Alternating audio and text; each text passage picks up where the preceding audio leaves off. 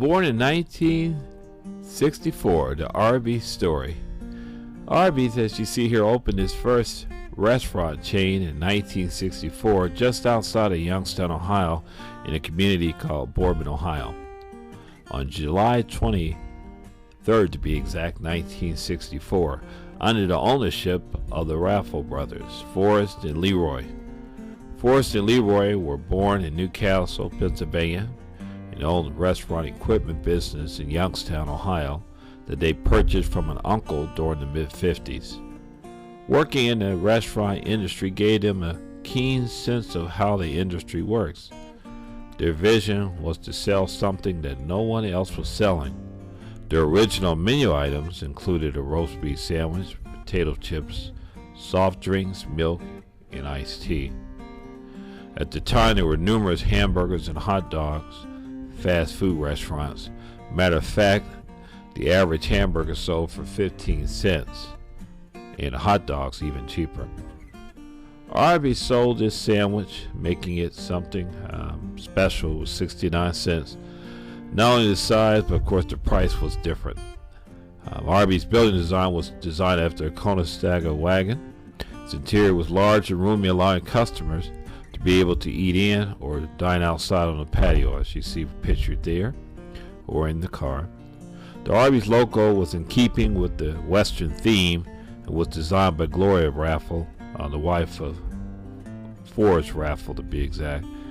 The Arby's neon sign was made by a local sign company, the PESKIN sign company. It was made to look like a cowboy's 10-gallon hat. Here's some Arby's facts if you didn't know. Arby's opened its first franchise in Akron in 1965. Arby's was sold in 1976 for $18 million to the RC Cola Company. There's that logo I told you about. LEROY RAFFEL remained CEO for 3 more years, retiring in 1979.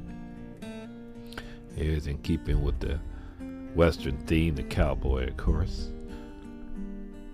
Arby's introduced its curly fries in 1988, originally called the Curly Q fries.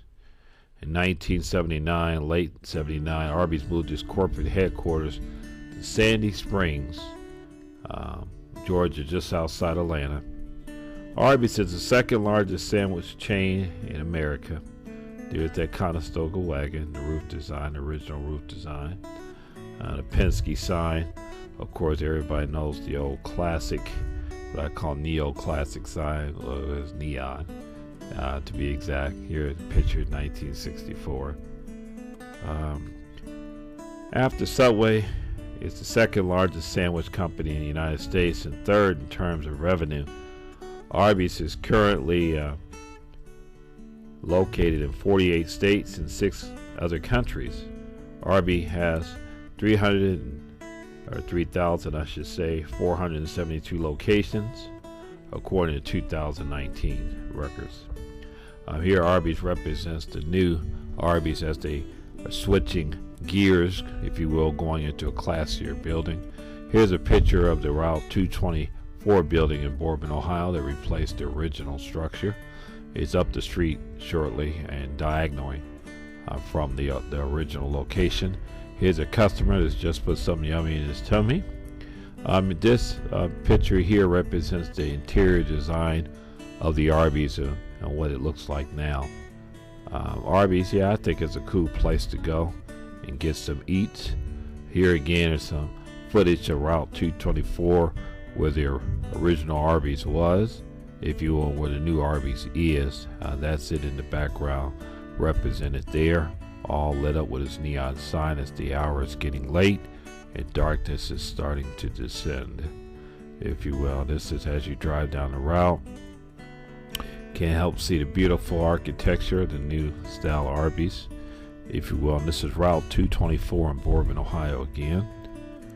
Arby's is very aggressive in its different building designs, I call it, because all of the buildings just about look different.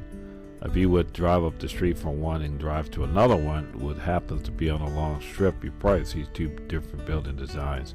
Arby's, I imagine, gives their franchisees freedom to be able to design the buildings just as long as they stay in the color schemes if you will, and stuff like that. So you'll see a lot of different style buildings represented, like this one in Struthers, Ohio. Here's the famous sandwich team designing the new sandwiches, if you will, as they go forward. This is one of my favorite here, the marble bread Reuben, if you will. More designs of Arby's that are littered throughout the valley where Arby's started at. You find one almost in all 12 of our communities in this area. No smoking. Arby's was the first restaurant chain to ban smoking in 1994. This building here represents there again another of the architectural freedoms that they have, and they're the classic curly fries, as I mentioned earlier. One of the older building designs, I would say this was the late 80s or early 90s, around there. This was a newspaper article on the Youngstown Vindicator to pay tribute to their 50th anniversary. Of course, this year, 2019, we're paying tribute to their 55th year as a company, feeding America, if you will. More buildings. One of the classic highway signs as you drive over a highway to tell you that Arby's is there, down below there. This one happens to be in Warren, Ohio. This is the Liberty, Ohio location where they when they moved their corporate offices from Youngstown, where they were originally. They moved out to Liberty, and then from Liberty to Sandy Springs, Georgia, which is located just outside Atlanta, as I said earlier. Arby's is very aggressive in their building design. Some hold on to the older classic signs, like this one in Kent, Ohio. And here's the building represented. This is how it currently looks. They held on to the retro style, I call it. This building here represents one of the newer building styles, of course. Arby has the meats. VING RHAMES, I should say, is the voice of Arby's. You recognize him from Mission Impossible, Tour of Duty, and a lot of other movies such as Rosewood, etc. There again, we're celebrating 55 years in the game. And Arby's, this one here is located in Canfield, Ohio, to be exact. Everybody loves Arby's, you know. They go out and eat at least once a week, and a lot of people find themselves going to one of the many Arby's that are represented out at 3,476 restaurants.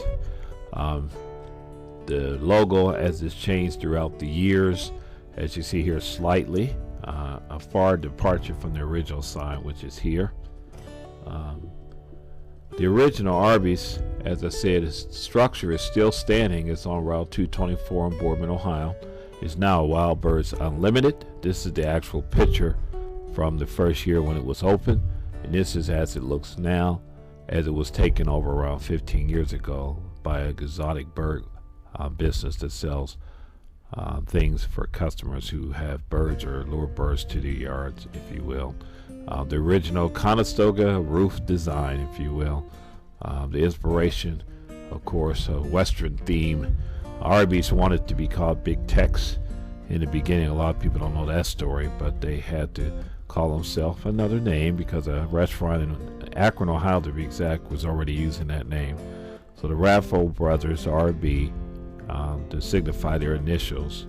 That's how the name Arby's came about.